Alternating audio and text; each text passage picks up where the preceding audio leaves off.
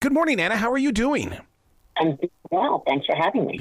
I'm very excited to share a conversation with you because who would have ever thought Law and Order in podcast form would actually be something so just, I can't put it away because I'm so drawn to it because you're inside my imagination.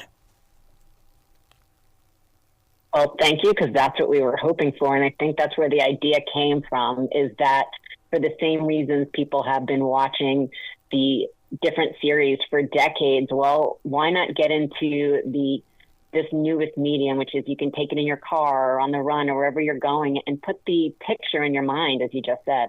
What I love about it is that you take your time in sharing this story. Each little soundbite leads to something else. There's so much forward motion going on here. And I think you really need that. Unless you get to those details, you're missing half of the story. You know, it's not just what you read in the headlines. This is the nitty gritty, if you will, which sometimes makes and breaks cases. And if without understanding that, we don't want to get too in the weeds, but those are sometimes the most fun parts to hear and important parts to talk about. Are you inside the studio actually putting this together? Because, I mean, it would be so exciting to get these sound bites and figure out how you're going to write things around it so that you can bring it together.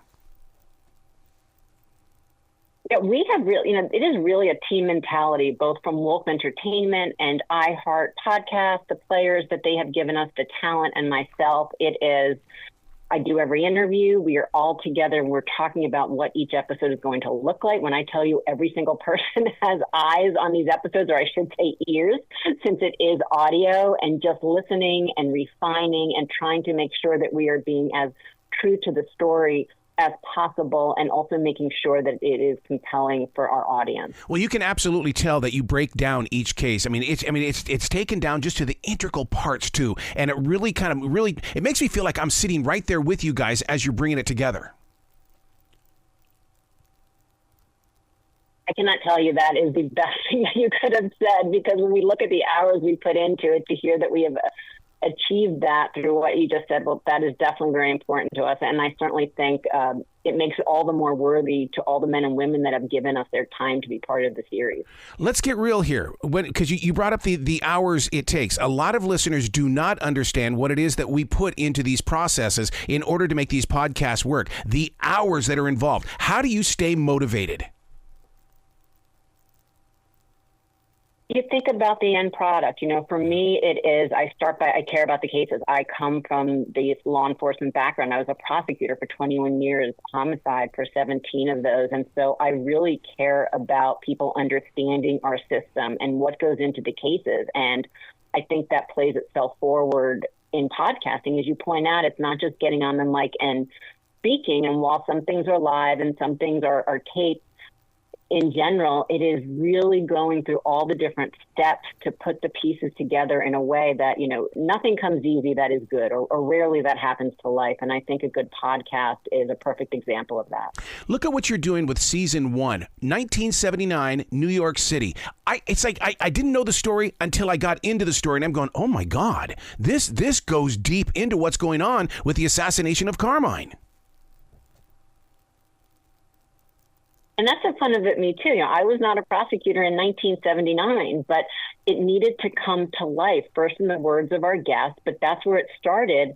And so that's where we brought you, and hopefully we bring you right into that time frame. New York City was a very different place than it is today. The mob really had that city in a stranglehold, and they used to call it the mob tax, because basically everything people were paying for, there was an upcharge, because the people that were providing those services had to pay that to the mob.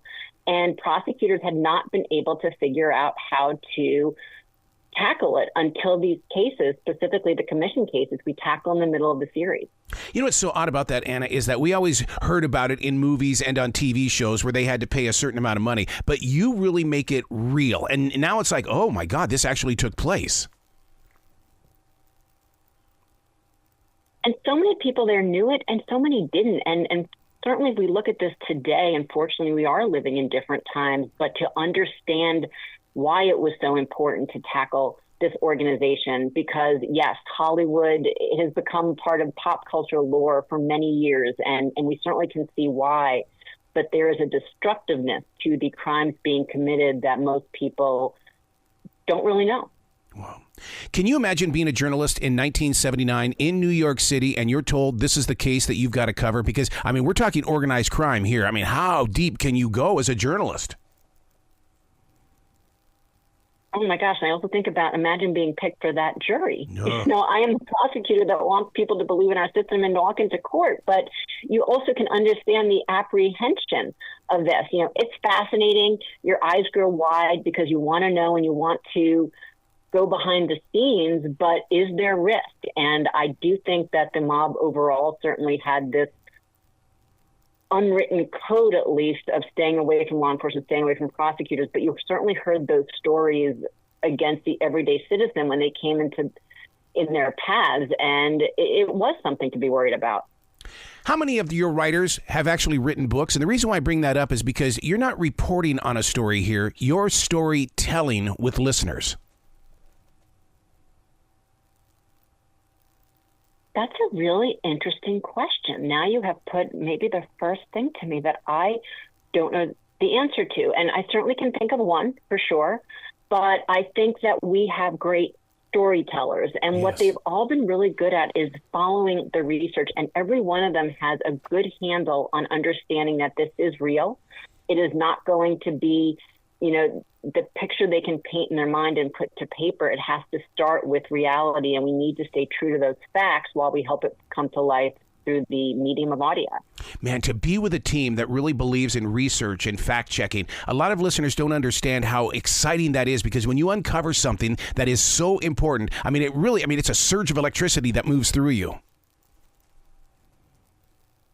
It is, and you hear that in different episodes, what those pivotal moments were, and just the reaction. I mean, I'm talking to these men and women decades later, and you still hear the excitement in their voices when certain things happen throughout these investigations and trials that they didn't see coming, or that things that worked their way or didn't. And as you said, the current of energy that surges through them even today as they talk about it. One of the things you talk about in season 1, the lawyers wanting to score a plea bargain. Do lawyers really, is that the first thing they're reaching for, or is it just a way to keep the, things to move forward? I think it would depend which side you're talking about. And I don't think there's a bright line rule for any of it. Certainly as a prosecutor, it's certainly not what I'm thinking. I'm thinking about where should this case land. If a plea is appropriate, if it is the right amount of time or the right amount of accountability based on evidence that is fairly collected, then I have no problem with it. Sometimes, unfortunately, we have to make those tougher decisions because of the unknowns that can happen in a courtroom. It is a way to give the family some finality by taking that. So there's a lot that goes into it. So I don't think it's ever a starting place, but it should be a natural ending place where appropriate. In a very creative way, those of you who are putting together Law and Order for the podcast, aren't you, in a very creative way, undercover until it's shared with us? I think so, and that's the fun of it, right? Is that while we actually have undercover FBI agents as part of this series, for us, it's kind of keeping it under wraps because, really the biggest reason is to make sure that we have put the pieces together in a way that we think is true to the cases and those that have participated before it comes out to the world. And when I tell you sometimes it is the night before it is released, we are still making those last tweaks and those last checks because we really want to make sure we get it right. When you put so much love and interest and compassion inside a podcast such as this, because there's so much going on in the background that it brings everything forward, is it one of those things like a musician where before you release it to the public, you have to go listen to it in the car? Are you guys listening to it before it goes, or is it trusted?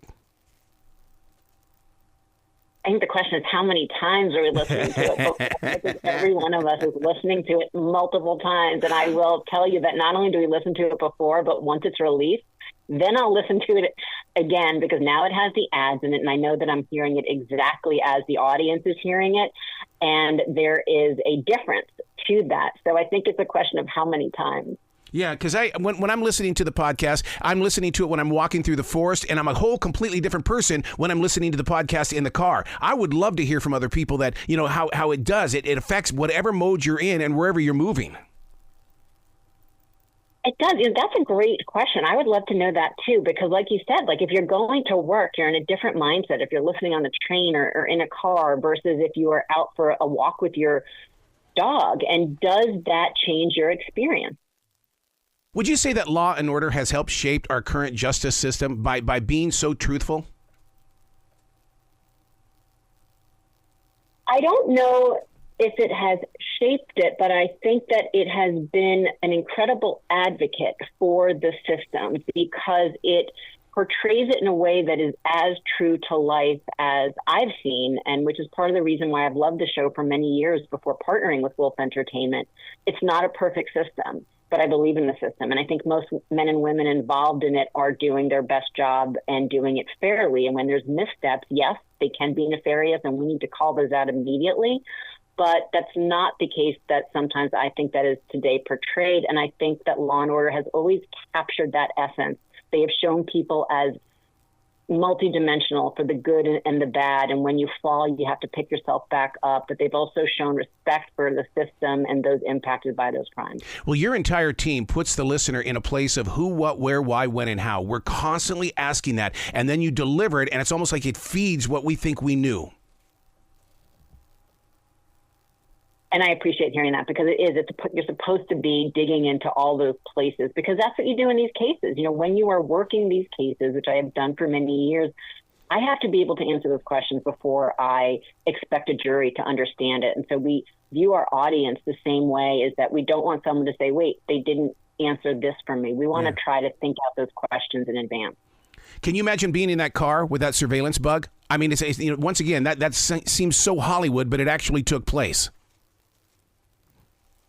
Many times, and it is just incredible. Like, there is the adrenaline, but the fear factor. And when I tell you, when you hear some of these stories and the moments that you didn't know which way they were going to turn, it is electrifying. Well, the whole idea of Carmine's assassination is what, because it's one of those things where it's like you draw such an amazing picture with the sound effects and the storylines of what was going on. But I was kind of taken back when I go, how did the police know that this was going to be a larger conspiracy? Because right away I'm thinking, oh, this is inside. It's got to be inside. And I think that they got that, but they couldn't put together the evidence they needed. And, right. The thing about the commission case, which is the first case that really tackled the mob from the top down, rather than just the players committing the individual crimes, is that when they looked at this case, they're like, you know what? No, a mob boss is not being executed without the approval of the other bosses of what is known as the 5 families in New York City. And when they began to view it that way and use the RICO statute, which had never been utilized in this fashion before, they started to see the big picture. And that is when, in a very novel way, they thought outside the box to just amazing results. We've all read the stories about the 5 families. We sit there in our own way and we put them up on the pedestal. And then, I mean, even when you're talking about the Cosa Nostra and things, I mean, it's like, oh my God, this isn't from the pages of a book. This is really how it's playing out. So I'm glad the fact that you guys put so much attention on the history of the families and then bringing the story out. And that was really important. And I will say, the iHeart team that has really been integral in helping us put this together, the research was, as a prosecutor, I'm always looking at the details, and they pulled out things that I had yet to see or hear, which really makes the difference in being true to the story. Hindsight, what have you learned from the past that you're using in your today? Interesting. Couple things. Do what you love and put your all into it. And I think that is, and knowing that you never know as much as you think you know. It's important to know what you don't know as well. While I knew a lot of the pieces and I know how to ask the questions, there's plenty that I didn't know going into this. And I think you need to be open to that to put your best foot forward. Are you guys prepared for season 35? Because you've got enough information and experience here to take this way beyond us. 35, 45 will be there. Right. There is so much to cover in the criminal justice system, and we certainly have put together a team that I'm very proud of. And I think that has the talent to do it. One of the things that I love about listening to it on iHeartRadio is the way that iHeartRadio on the app, that shows the transcript. So while I'm sitting there, if I think I heard something, I'll grab that transcript in a heartbeat and read about it. I love the connection that they do that with this podcast. It's a great feature, and I look at it as well because, again, I've read the transcripts and we're putting it together, but just like you, I want to sometimes see the words while I'm hearing them, and it just puts it in my head differently. And I think it's a fantastic feature because you can quickly look there, scan something, and process it in a different way than if it's just your ears alone. What kind of rules does the law enforcement officer have to play by? I mean, we're talking about New York City, 1979, being run over by the mafia. It's like they had to make up their own rules as the game was being played. But you have to be fair. And I think when you're not, it's eventually going to show itself, right? And I think that is when you start to see the downfall of things. So it is being open to innovation and things you haven't thought about. And the guy that pipes up from the corner, this idea that sounds really crazy, well, keep an open mind because that might be the very thing that leads you to the unattainable, that which you haven't gotten to before. And I think that's a really important thing that we saw here is they put their heads together. And when I say that this group of men and women, each one of them is so impressive in their own right, but they all want to make sure that we know that this was a team. Every single person played an important role, and it was only by using the skill set that all of them had that they achieved these milestones. And listeners need to understand, these are authentic sounds. It's not actors playing out a role. And I think maybe that's the reason why I'm glued to this podcast. Thank you. And coming from my world, like that was such an exciting piece when I was able to or offered to team up with Wolf Entertainment and iHeart. And I was like, this is my world now going into the Law and Order franchise. And that was really just the fangirl moment for me and something very exciting because I do think that the life story, the true story is as exciting and in many ways even more so than what can be portrayed in fiction. Anna, you got to come back to this show anytime in the future. The door is always going to be open for you. You say that now, but I may take it. So okay, please do. Will you be brilliant today, okay? Great, thank you. Same.